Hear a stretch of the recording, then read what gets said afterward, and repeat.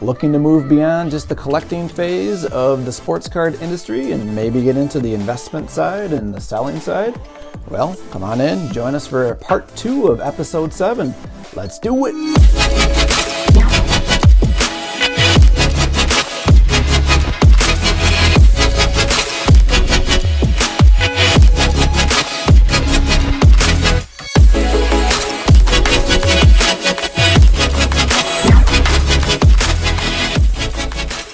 Hello everybody and welcome back to part 2 of episode 7 of Rounding the Corners. Hi, I'm Darin and good to see you back here. So in our first part we talked about some information on how you can get plugged into the players that you'd like to invest in. And part 2 is going to be all about how, when, and where to invest and how to sell. And we'll also look at my portfolios on COMC and StarStock. We'll see what transactions I've made, what sales I've actually made as well. So thanks for joining us. So who to collect, who to invest in, what should you do, what's your strategy? Well, as most investors would tell you, you want to collect something that you like, somebody that you like, something that you enjoy. Otherwise, there's no fun in it for you, and what's the point? Also, you need to think about what is your goal with the cards that you're acquiring. Are you looking to have a long-term hold? Are you looking to send these cards in to get graded and maybe take something that was raw and really up its value? Are you looking to acquire a physical inventory for maybe selling at shows? Are you looking to do quick flips where you're just trying to make a quick buck or two here and there on different transactions that you make? Whatever your goal is really determines what you should do and where you should be buying and selling these cards. So number one, if you're looking to do a long-term hold and see the overall portfolio increase over time as an investment, it doesn't really matter where you buy your cards from. It could be from a card show, you could be purchasing on eBay, you could be acquiring things on online platforms such as COMC and StarStock. It really doesn't matter where you're gonna get these cards from because you're in it for the long haul. You're gonna hold these for a long period of time. Some sites such as COMC and StarStock, it might take a while for cards to get shipped to you if you're buying them from there. So that's a consideration, but again, if it's a long-term investment, you're holding it for the long term, it really doesn't matter. If you're sending cards in to get graded to PSA or SGC, HGA, BGS, any of these places, that's something that you really need to take into consideration. Again, if it's long-term, it doesn't matter, but the backlogs at these grading services they're real. They're months behind. Could be upwards of a year before you get these cards back. So again, if it's a long term, it doesn't matter when you get these things back because you know that you're looking to the future. So if the long term is not your plan, you definitely want to make sure that you're timing everything correctly, especially if you're going to be sending cards in to get graded. And if it takes a year to get them back, that's a major consideration that needs to be in your strategizing. So, like for example, the Olympics coming up this summer. If you're thinking about sending in cards to get graded now to get them back to sell them around the Olympics, I think you've already missed the boat on that. You'll never get those cards back in time, and timing is everything. You want to make sure that you actually have those cards in hand when that event, the Olympics, is going off. People are going to want to buy at that moment. Once the Olympics is done and over with, you're probably going to be waiting 4 more years until the next set of games happens. So keep that in mind if you're grading cards. Major League Baseball, we're about ready to have opening day. So again, you're missing the boat if you're trying to send cards in to get graded now to be ready for Major League Baseball. And NFL, pretty much the same thing as well. We have the NFL draft coming up, and all the fantasy football rankings hype is going to be coming. Mini camp, preseason will be starting pretty soon. So you want to make sure that you have all those cards that you would be looking to sell in hand when those things are going off. You don't want to be trying to sell mid-season. Now you can still make sales and can catch a wave of some great player action, but a lot of times you want to make sure that you're selling when you have the full hype train full steam. So grading cards, if that's your strategy, this could be a good time to be sending some things in for NBA cards. You probably have them back around the time when the NBA season is going to start again next year. So that could be a smart play for you right now. So think, who might be due for a contract extension? Whose team might benefit from a high draft pick? Who might benefit from a new coaching change? All those things could be taken into consideration and thinking of who you might want to invest in any sport. All right, so let's say that grading is not something that you're gonna do. You've found out that there's too much of a price hike with all these grading services. The backlogs are just too much for you. Let's say that you want to build a physical inventory. Well, there's a lot of different ways that you can build that up. You can buy from eBay. That seems to be the biggest, most popular site for buying and selling cards. You can also buy and sell on ComC and StarStock. You can purchase there. You can have them shipped to you and have the physical card in your possession. Going to card shows is another way to increase your portfolio of cards in the physical sense. And you can always try I say, to buy at retail stores. Now, things have been selling out like crazy, so it might be hard to get your hands on physical cards in stores, but that's another way that you can build up your inventory. So I'd say to diversify would be key in any kind of investment in terms of cards. You wanna have something that's long term. You want to have some that are ready for quick flips, graded cards, raw cards, to be able to be diversified. I think that's very key because then you can meet many buyers at where they're at for their needs, and that's what you want to be able to do. All right, so let's say the quick flip is your strategy, one of your strategies. Where would you be buying cards from so you can do those quick flips? I've seen a lot of success with StarStock and ComC. You can buy cards, you can offer different prices, and what's nice is that you don't even have to take ownership of these cards. They're ready to be sold instantly. If you want to turn around and sell it that second after you acquired it, you can do that. If you want to sit on it for a bit and let the market kind of fluctuate in your favor, you can do that as well. So ComC and StarStock, I'd say those would be great platforms for doing quick flips. Unless you are a dealer that would like to set up at a show, obviously you can buy and acquire any physical card and try and flip those in person and different sites on eBay as well.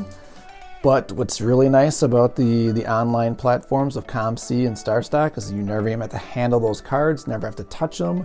They're right there, they're insured in a warehouse, a storage facility, and they're always ready to be sold or to be shipped. All right, so let's go ahead and take a look at my two platforms, my portfolios on ComC and StarStock.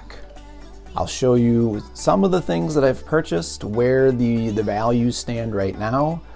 I have not purchased everything of all of my inventory on those sites.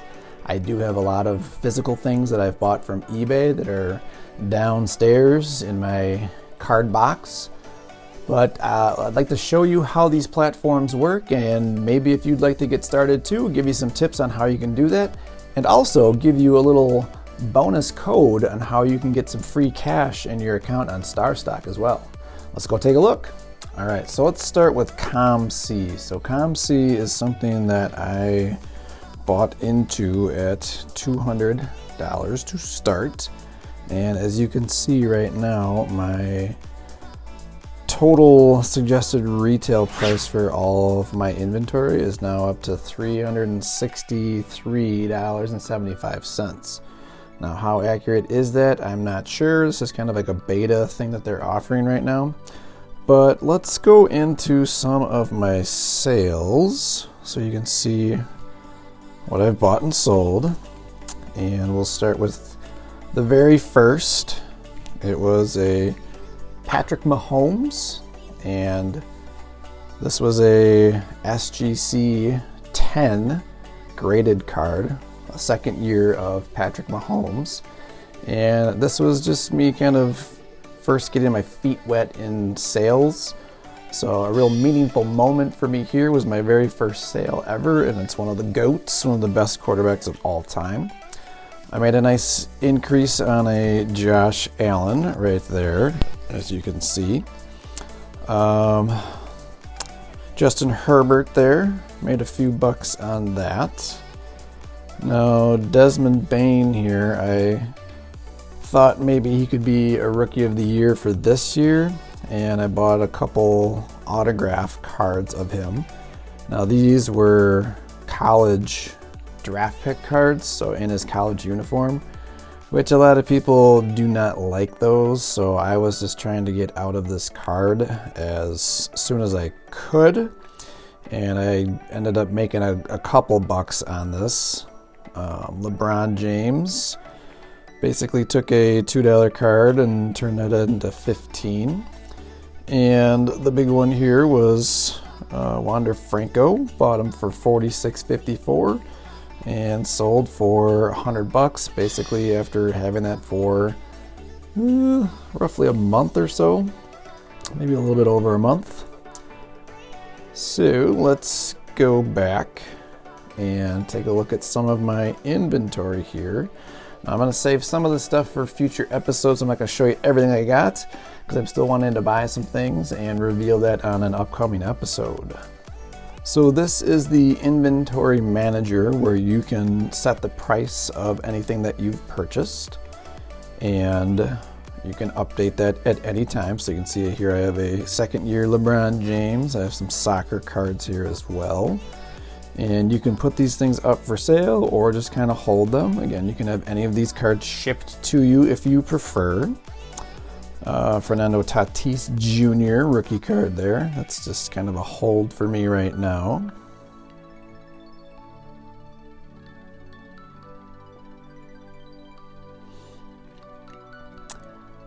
I have an Aaron Rodgers here, a PSA 9 graded card. Not a rookie or anything, but from 2015.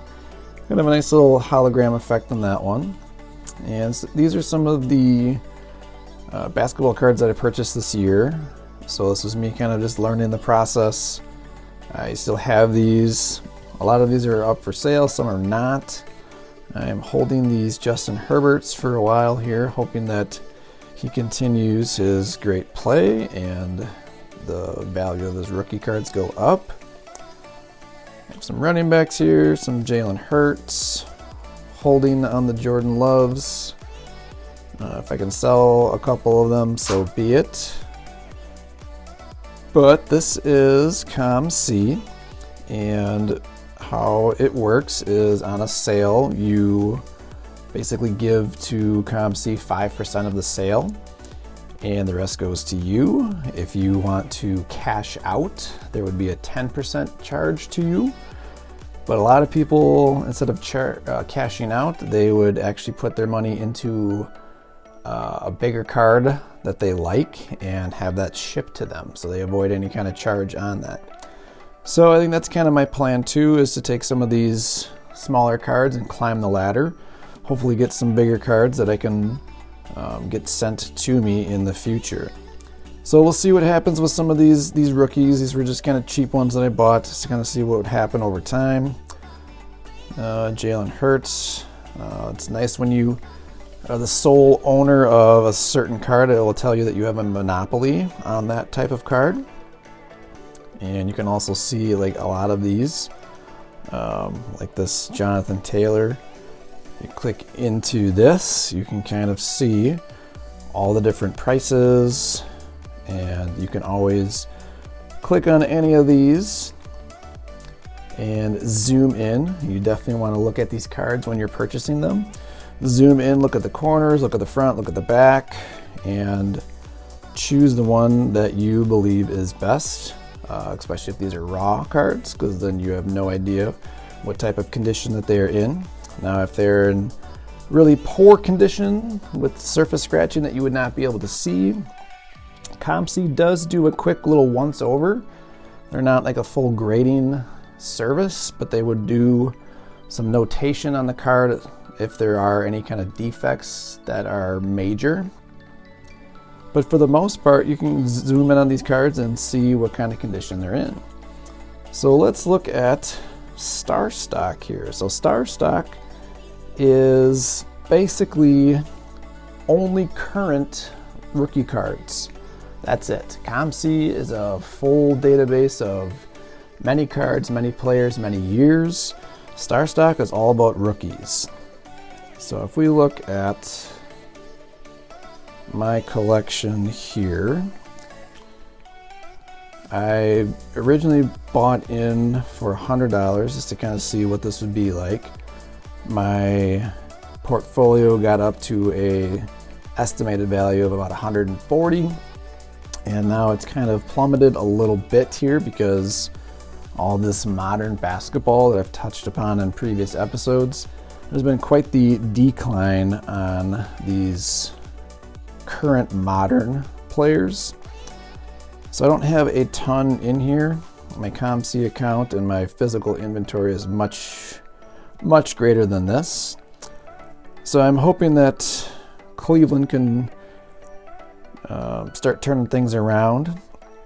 I was very hopeful that Darius Garland and Colin Sexton could be a great combination there in Cleveland, and I kind of bought on the wrong side of where they're at. They were both injured at the time, so I thought that would be a great time as their card price kind of came down, but their prices did not really go back up even though they've been playing at very high levels.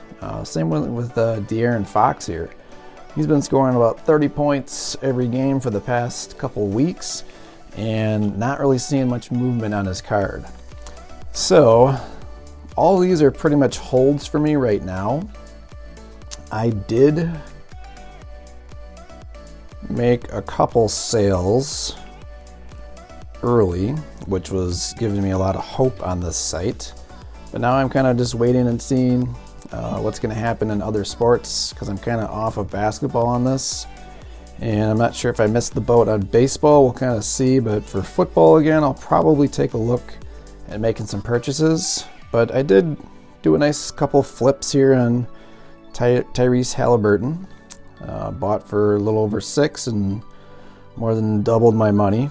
So, I mean, I think if you're a dealer who had lots of money to throw at this at that point, could have made quite the return on many purchases. This Sadiq Bey, I was kind of getting disappointed in his playing time, so I just tried to get out of that card as soon as possible. And for the rest of my cards, I'm just kind of seeing what's going to happen moving forward, hoping to see some price increases maybe by next NBA season and the start of the NFL season here. So that is Star Stock and ComC. All right, so before we get into that last bonus pack opening, let's take a look at the buying and selling side on Star Stock. So let's look at one of my purchases here in my portfolio, Darin Fox. So we click into him. You can see all the different cards available and what grades, how many there are, and what the prices are for the list price. You can also see what the last sale price was as well.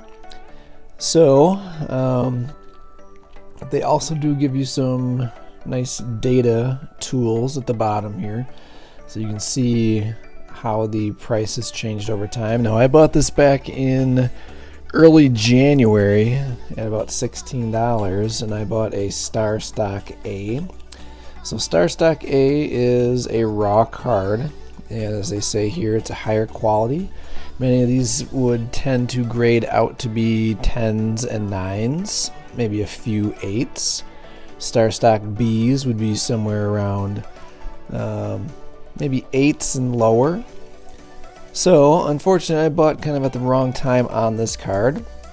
The list price right now, cheapest list price, is $11.99, and there are offers on this card, 58 offers. So if we look at my listing here, I actually had this listed at $30 way back.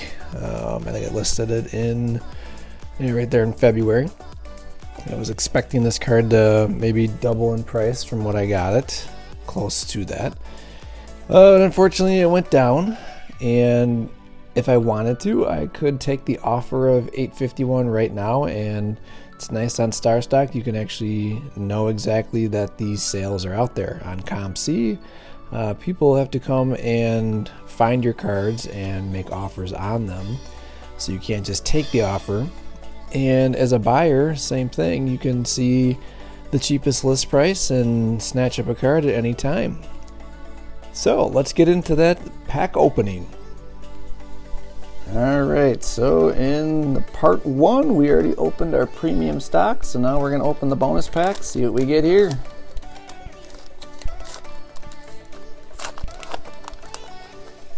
Perhaps a Zion, that would be nice.